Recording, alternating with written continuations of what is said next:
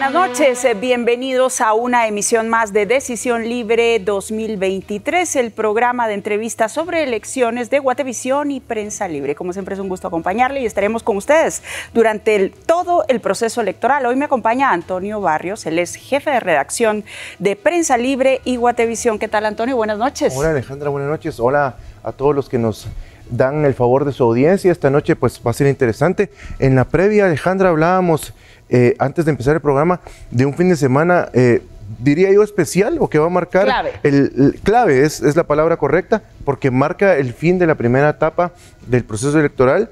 3 acontecimientos: cierra el padrón electoral, que es uno de los temas de los que vamos a hablar hoy con Carlos Mendoza. Se termina también la etapa para poder inscribir candidatos para que puedan postular sus candidaturas, y también empieza la campaña. El lunes se preparan porque pues ya 30 partidos estarán pidiéndole su voto, y los miles de candidatos también podrán salir ya legalmente a pedir el candidato. Así es, estén muy pendientes porque precisamente el próximo lunes 27 iniciaremos con las entrevistas a los candidatos a la presidencia de la República en este espacio, en Decisión Libre 2023. Pero hoy, ¿qué tenemos planeado para ustedes? Vamos a iniciar con un análisis de la semana en esta víspera del inicio de campaña electoral y esta serie de recursos legales que hemos visto que van y vienen entre la Corte Suprema de Justicia, Corte de Constitucionalidad y principalmente el Tribunal Supremo Electoral. Y por eso hemos invitado a la conversación de esta noche al doctor Gabriel Orellana. Él es abogado constitucionalista, quien está en línea en este momento. Buenas noches, doctor. Bienvenido a Decisión Libre. Buenas noches, Alejandra. Buenas noches, Antonio. Buenas noches, doctor. Un gusto de tenerlo. Gracias por acompañarnos. Bien, pues la primera pregunta, doctor, es ¿qué balance hace de lo que hemos visto en esta serie de recursos durante los últimos días? Bueno, tenemos que analizar, creo yo, 2 facetas en estas actividades, particularmente las que provienen del Ministerio Público. Una, la jurídica, que realmente, en mi humilde opinión, son juegos fatuos, maniobras totalmente deleznables, carentes de fundamento legal. Y otra política que, hasta pensando al estilo Maquiavelo, podríamos decir que políticamente no hay que extrañar que el Ministerio Público esté tratando de generar una victimización de algunos candidatos, quién sabe con qué propósito, pero lo que sí podríamos decir es que esta victimización, si pensaron que los iba a dañar, tuvieron un pésimo cálculo político y carente de todo tacto, porque la impresión, al menos que yo tengo y que he escuchado en algunos círculos de amistades y estudiantes, es que lejos de perjudicar a los candidatos, los está incrementando la intención de voto, hasta por este carácter que tenemos los guatemaltecos de ir en contra de la autoridad.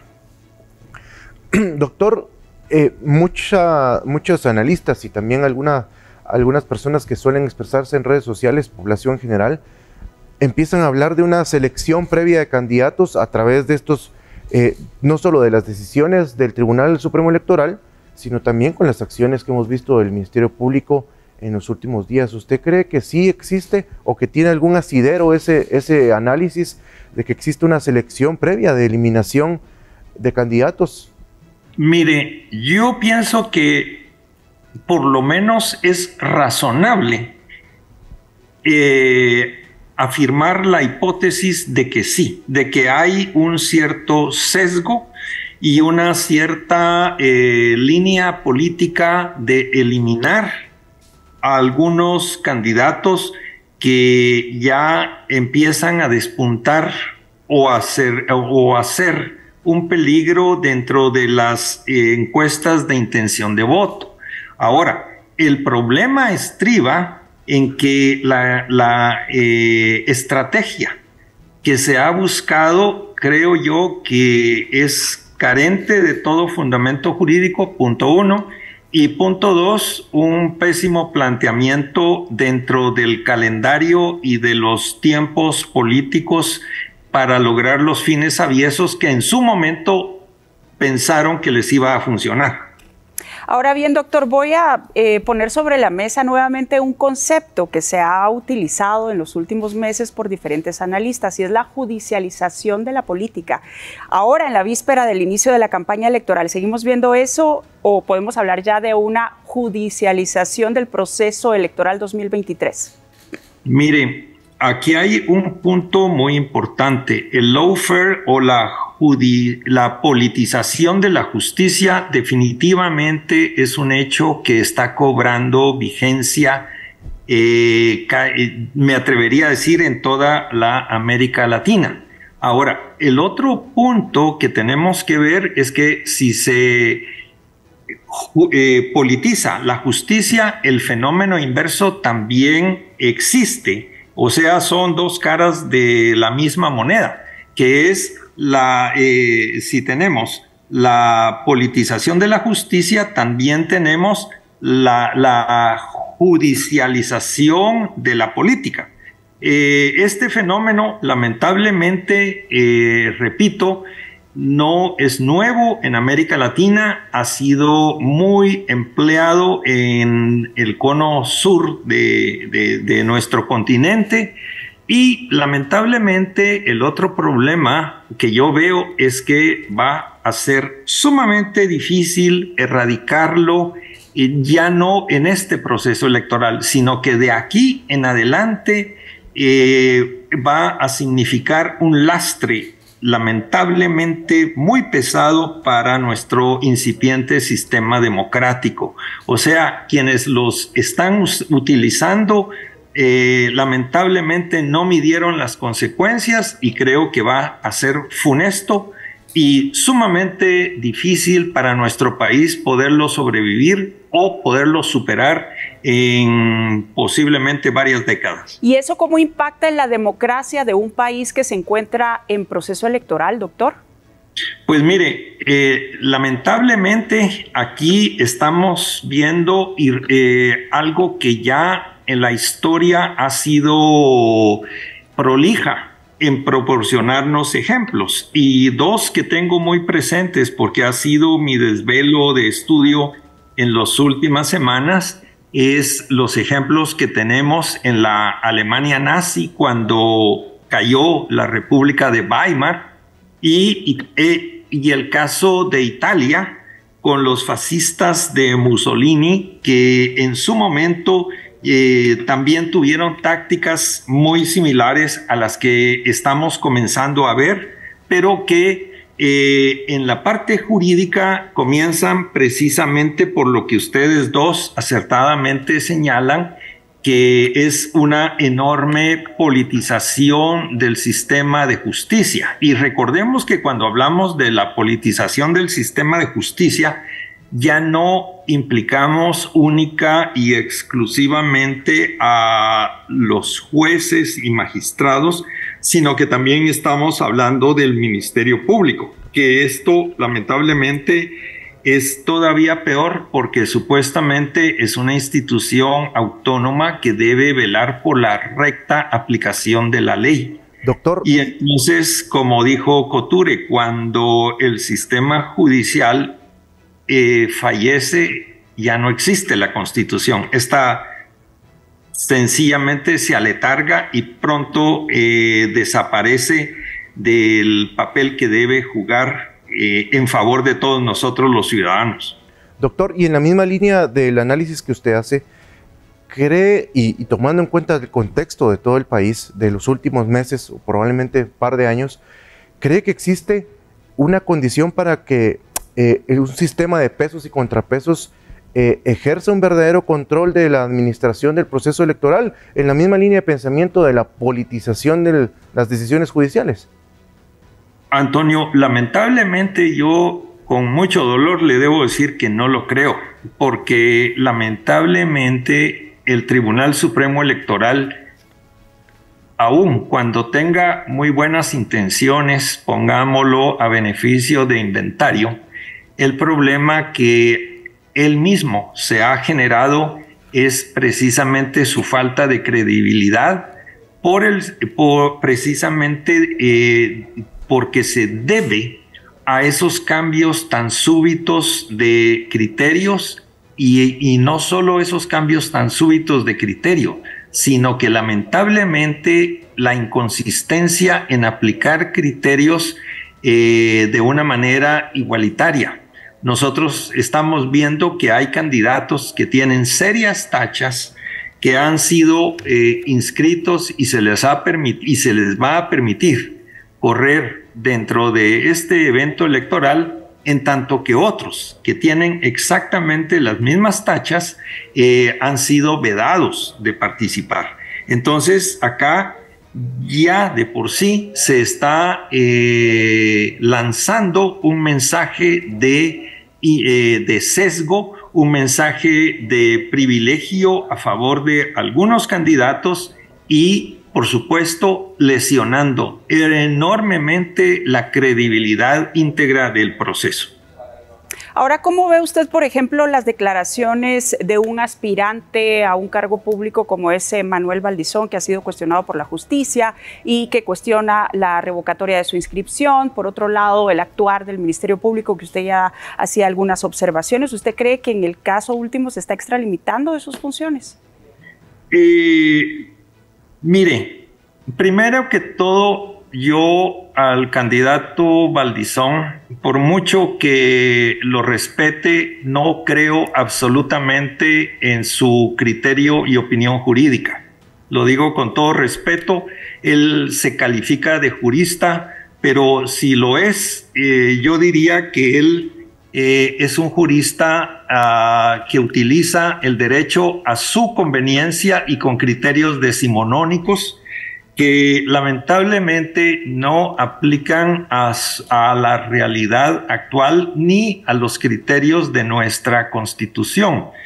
Él eventualmente carece de las calificaciones necesarias para ser inscrito porque son exactamente las mismas que les han aplicado a otros candidatos.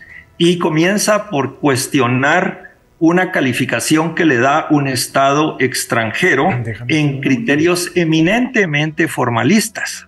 Pero el punto básico es que aquí estamos hablando de criterios políticos, criterios realistas, y él cuestiona aspectos probatorios en su favor, pero no toma en cuenta que hace una serie de confusiones a su favor, por supuesto, en términos de procesales en cuanto a valoración de la prueba y otros aspectos de aplicación de leyes extranjeras que lamentablemente hoy en día han dejado de tener valor a la luz de nuestra Constitución. Él pudiera haberlo invocado en la Constitución de Justo Rufino Barrios, no lo voy a discutir, pero al día de hoy nuestra Constitución es muy, muy diferente.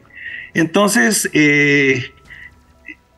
pongo en seria duda la valoración que él hace. Recuérdese que en este momento estamos lidiando en la frontera entre la política y el derecho. Y casi como decía aquel famoso novelista inglés, estamos en el filo de la navaja. Pero definitivamente yo no participo, no creo, ni me logra convencer su argumentación de tipo jurídico, entre comillas. Doctor, si usted hace una comparación con los últimos 3 o 4 procesos electorales, ve que este es mucho más convulsionado en términos legales y en sí en la confianza que puede haber de la población hacia el proceso respecto a los anteriores.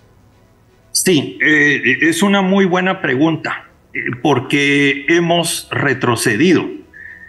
Si comenzamos analizando la historia del Tribunal Supremo Electoral, y a riesgo de ser injusto por haber olvidado algunos nombres, pero yo diría que la presencia, por ejemplo, del licenciado Gerbrujer Asturias, la presencia de mi tocayo Gabriel Medrano y la presencia de el licenciado Arturo Archila, y tantos otros realmente eran un aval de honradez, de ciudadanía, de civismo por el proceso electoral. Pero hoy, lamentablemente, con una o dos excepciones, el Tribunal Supremo Electoral se ha ganado a pulso y realmente haciendo los méritos ellos mismos por tener muy poca credibilidad, precisamente por la aplicación de estos criterios en forma tan selectiva. Es un hecho público y notorio que hay en este momento inscritos candidatos que tienen las mismas tachas que han servido de justificación para rechazar algunas candidaturas y luego valerse de subterfugios carentes de fundamento constitucional. Ya no hablo de la ley ordinaria, pero fundamento meramente constitucional para rechazar la inscripción de algunas candidaturas que, a mi juicio, no merecen haber sido rechazadas, repito, perdón por la reiteración, pero que sencillamente no hay una coherencia entre la interpretación constitucional para unos y la interpretación constitucional, entre comillas, para otros. Para concluir, doctor Orellana, de lo que conocimos hoy, la Organización de Estados Americanos emitió un pronunciamiento en el que cuestiona precisamente la exclusión de algunos candidatos y que los mecanismos para impugnaciones provocan incertidumbre. Usted fue canciller. ¿Qué impacto tiene para un país que una entidad como la Organización de Estados Americanos se pronuncie de esa manera? Ellos, pues sabemos, mandan sus misiones de observadores en las elecciones y demás, pero ¿qué impacto tiene esta declaración? Fíjese que es una muy buena pregunta, Alejandra, porque lamentablemente estos pronunciamientos tienen un eco en otras instituciones, no solo del sistema interamericano, sino también en otros sistemas internacionales, pero el primer efecto reflejo que esto puede tener es en los organismos financieros internacionales. Nosotros estamos viendo la presión que actualmente se está ejerciendo o se pretende ejercitar en contra de Nicaragua por parte de algunos organismos financieros internacionales. Y lamentablemente esto mismo Guatemala ha creído erróneamente desde hace mucho tiempo que goza de una posición privilegiada en el sistema internacional y que va a ser capaz de superar o por lo menos desafiar estas sucesos, valiéndose de una esperanza que todavía no es inexistente, pero que es carente de realismo, como es esperar que en Estados Unidos ocurra un cambio de gobierno y que el Partido Republicano tome nuevamente el poder. Pero eso no es garantía, eso es una mera apuesta que un gobernante responsable o un gobierno, para ser más exactos, un gobierno responsable no puede darse ni debe darse ese lujo de estar jugando a la ruleta sencillamente por intereses que son contingentes dentro del contexto internacional y obviamente del contexto nacional. Claro. Pues doctor Orellana, muchísimas gracias por habernos acompañado esta noche en Decisión Libre. Seguramente le estaremos invitando en nuestros futuros programas a lo largo de este proceso electoral. Pues muchas gracias a ustedes por la invitación y les deseo muy buenas noches y muchos éxitos. Gracias, doctor. Nosotros vamos a la pausa, ya volvemos. Vamos a hablar a nuestro regreso del padrón electoral, el cierre, que por cierto es el próximo sábado, Antonio. Exacto, y por eso está con nosotros Carlos Mendoza, quien tiene muchos datos que están interesantísimos para discutir. Así que estén pendientes, ya volvemos.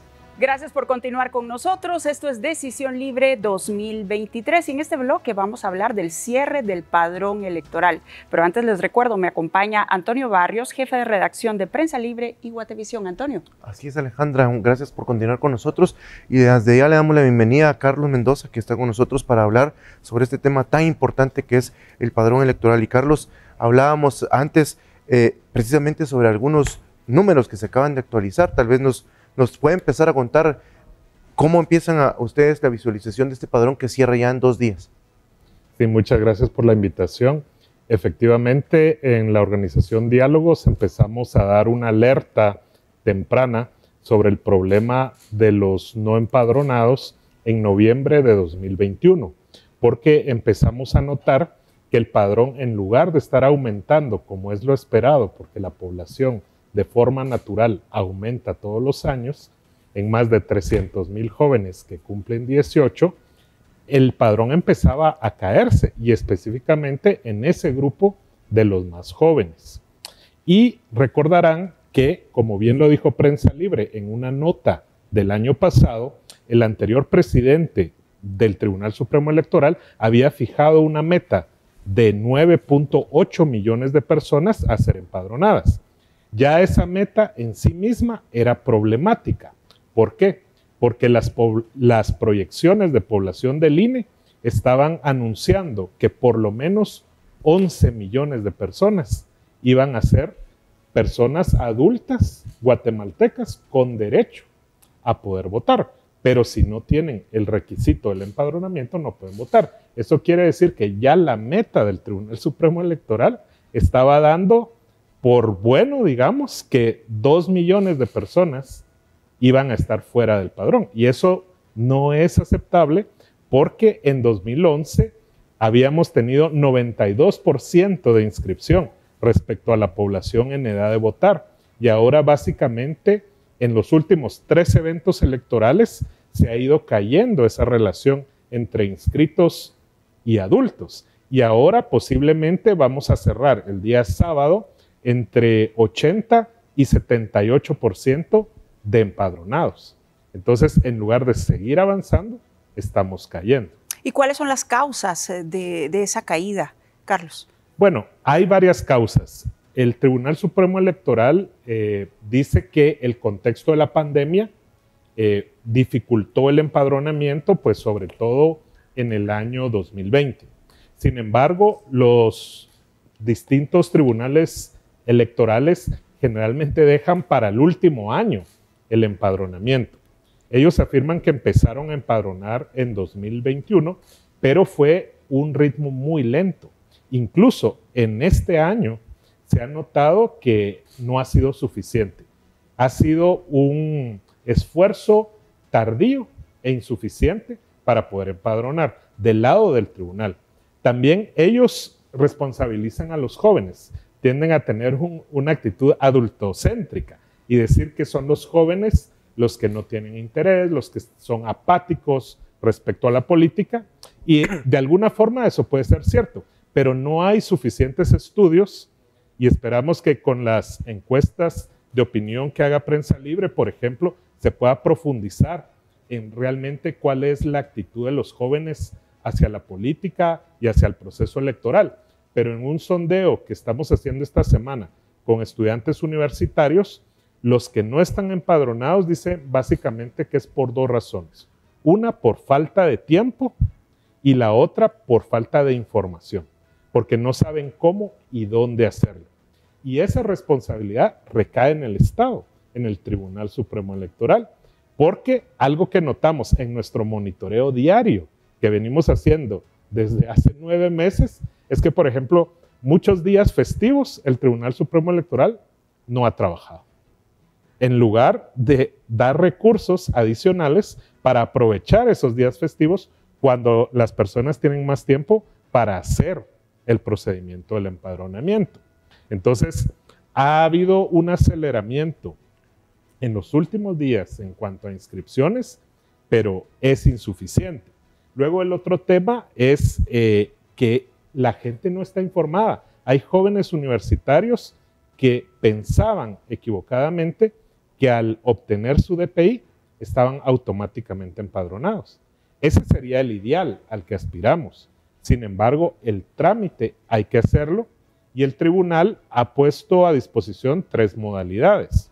Una que es la presencial en las mesas de empadronamiento, otra que ha sido en el RENAP, cuando las personas van a tramitar su primer DPI, pueden autorizar al RENAP para que traslade los datos al Tribunal Supremo Electoral y se le empadrone a la persona.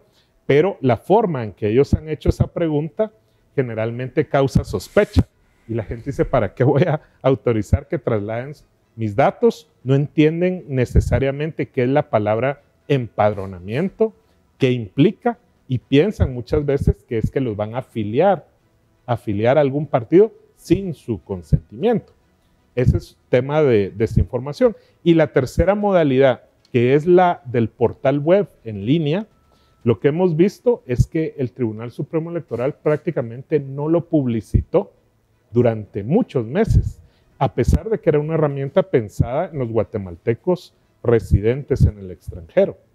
Y lo que vemos es que 66% de los que se han empadronado, por ejemplo, del 1 de octubre del año pasado al 31 de enero de este año, 66% lo hicieron de manera presencial, 33% con esa autorización al RENAP y prácticamente 0% por la vía web. Sobre eso le iba a preguntar, porque usted justamente esta tarde tuiteó en su cuenta este dato. Parece increíble que básicamente el 0% se enroló. Ustedes decían 1.500 personas empadronadas entre octubre y enero último, pero ¿a qué se debe que en teoría el medio más práctico, que es la web, e incluso el que pueden acceder los jóvenes, haya fracasado, Carlos? Sí, una de las razones es porque no lo hicieron de manera en la que los jóvenes están acostumbrados a utilizar sus teléfonos inteligentes. Un joven cuando baja una aplicación es cuestión de segundos en que se registra, crea un usuario y al minuto ya la está usando. En cambio, lo que hizo el Tribunal Supremo Electoral, ellos decían que era por razones de seguridad, era que uno entraba a la plataforma, subía en formato digital su DPI de ambos lados, o sea, lo tenía que tener listo, lo enviaba y el tribunal se tardaba 2 días en responder con un usuario y con una clave para que el joven volviese a entrar y hiciera el trámite. O sea, que si alguien quiere empadronarse ahorita... Yo ya no lo recomiendo porque se tarda 5 días y ya solo quedan 2 días. Porque además son 2 hábiles, supongo. Ajá. ¿Y qué es lo que se puede lograr entonces de aquí al sábado con los números que conocemos hoy día? Es muy poco. Probablemente entre 5,000 y 10,000 personas más serán empadronadas y con eso se estará llegando a 9.3 millones de personas, que es una de las metas ajustadas que en el Departamento de Inscripción de Ciudadanos y Elaboración de Padrones han dado, pero lo que ellos han hecho es ir rebajando la meta.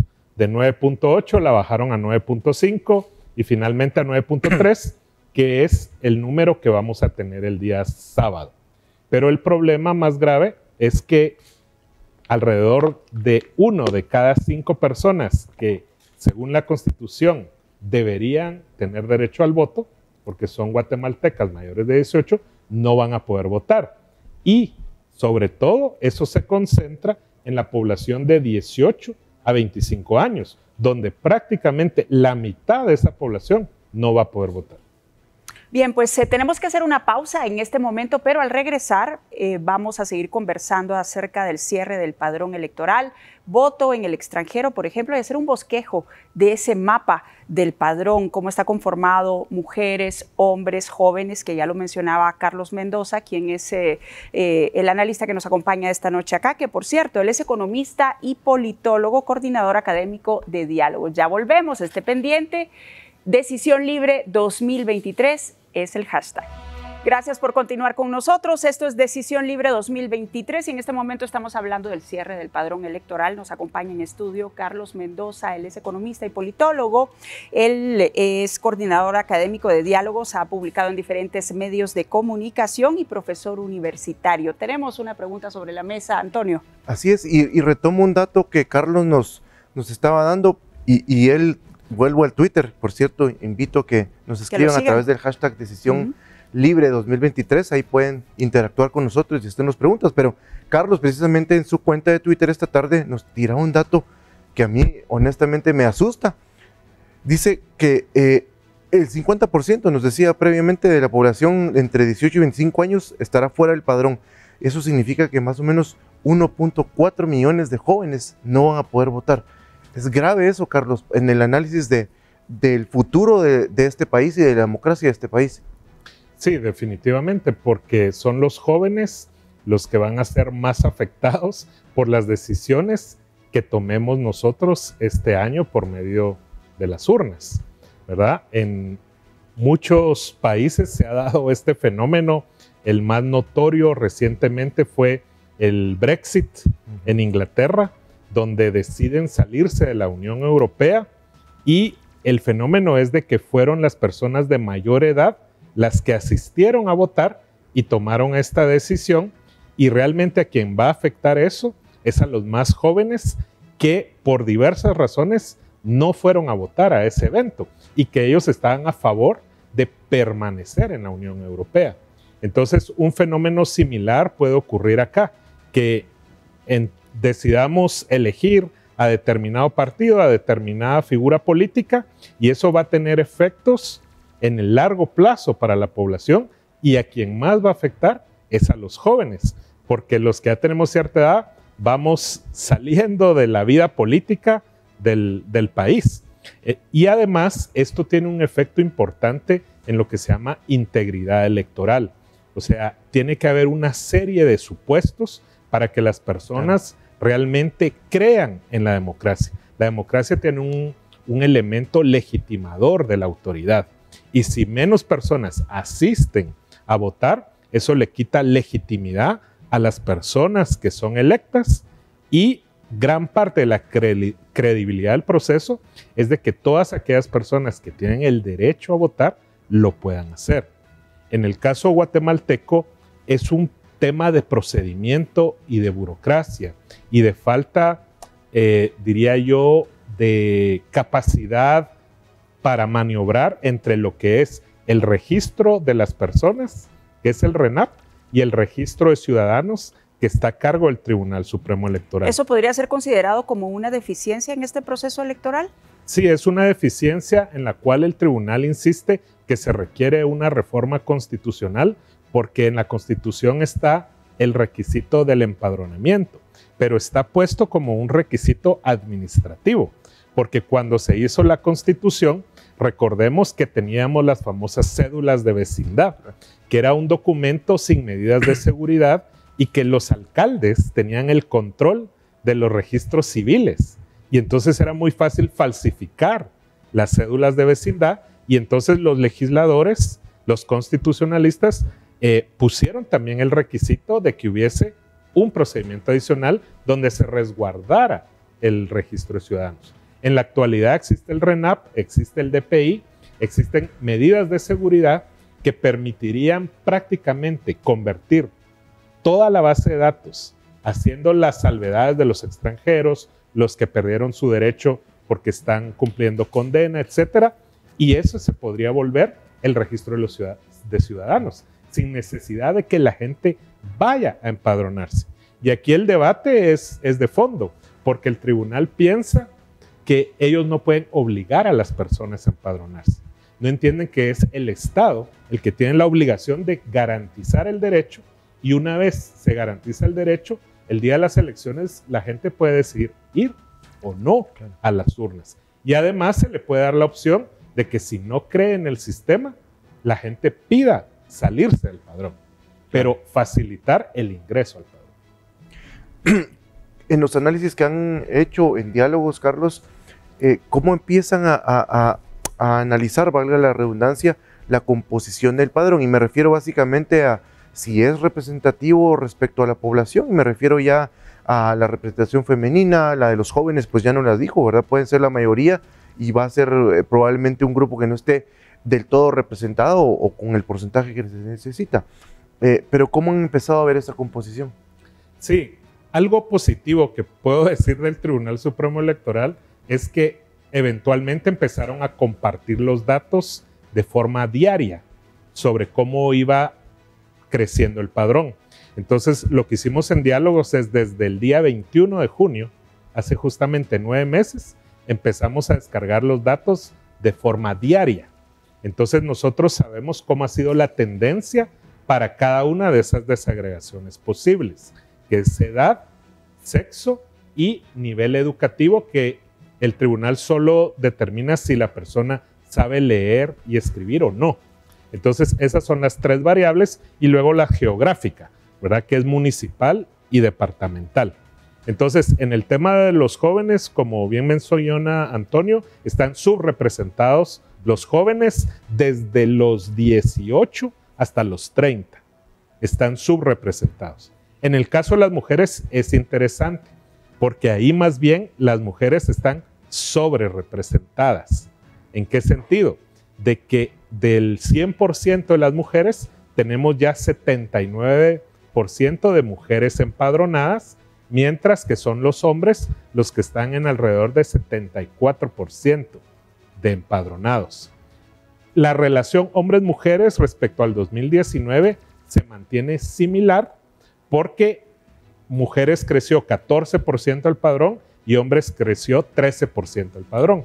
Creció un poco más de mujeres, pero por cada 100 hombres que están inscritos en el padrón, tenemos 117 mujeres. Sí se está reflejando bastante bien cómo está la población, pero hay una sobrerepresentación, y también aquí hay un fenómeno que se está reflejando muy interesantemente, que posiblemente es el tema de la emigración de hombres jóvenes hacia Estados Unidos, porque tenemos municipios como Cajolá, por ejemplo, en Quetzaltenango, donde ahí tenemos más de 200 mujeres por cada 100 hombres que están empadronados. Un dato curioso. Nos quedan pocos minutos, Carlos, para ir redondeando esto. Hablemos de participación. En contraste con el número de empadronados, ¿cuáles son las perspectivas de participación para este proceso electoral? Sí, hicimos un análisis de la participación electoral en 2019. Esto también debo reconocerlo al Tribunal Supremo Electoral, de que finalmente liberaron los datos de participación de hace 4 años. Se tardaron 3 años en hacerlo, pero eso nos ha permitido hacer un análisis de cómo se comporta el electorado. Mujeres participaron más que hombres en 2019, ¿verdad? Las mujeres que más participaron fueron las mujeres alfabetas, 64%, contra hombres alfabetos que participaron 61%. Las mujeres analfabetas también participaron más que los hombres analfabetos, 60 contra 59. Pero más interesante es justamente el grupo de los jóvenes. Y por eso yo digo que no es tan cierto de que los jóvenes sean apáticos, porque los jóvenes de 18 a 25 participaron 65% en total, y específicamente las mujeres que saben leer y escribir participaron 69%. Fueron las que más participaron. Bien, Carlos, tenemos que despedir el programa. Agradecemos muchísimo que nos haya acompañado y le dejamos la invitación para hacer una segunda parte de este programa, porque los datos son muy interesantes. Por ejemplo, el voto en el extranjero, hay que hablar de ello. Hay pocos empadronados ahí, ¿verdad? Brevemente. Sí, no llegamos ni a 90,000 de 411,000 que el RENAP dice que tienen DPI en el extranjero. Y de más o menos 2 millones que se calcula que viven ya allá, ¿verdad? Sí. Sí. Bueno, pues dejamos sobre la mesa estos temas. Muchísimas gracias por acompañarnos. Carlos Mendoza, muchas gracias por el análisis. Y ustedes les dejamos la invitación para que sigan con nosotros, con nuestra programación, y Decisión Libre vuelve el próximo lunes. Iniciamos con la entrevista a los candidatos a la presidencia de la República, porque es el 27 de marzo cuando inicia la campaña electoral. Así es, Alejandra. Síganos a través de todas nuestras plataformas, prensalibre.com, guatevisión.com y todas nuestras redes sociales. Feliz noche. Gracias por su sintonía. Buenas noches. Que descanse.